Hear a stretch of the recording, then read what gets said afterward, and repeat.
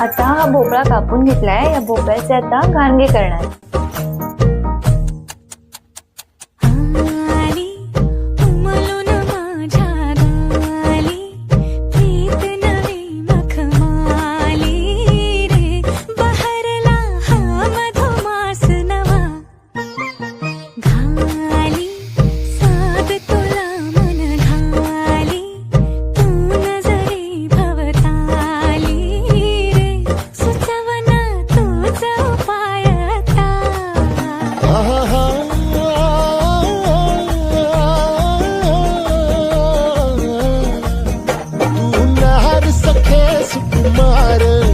नजर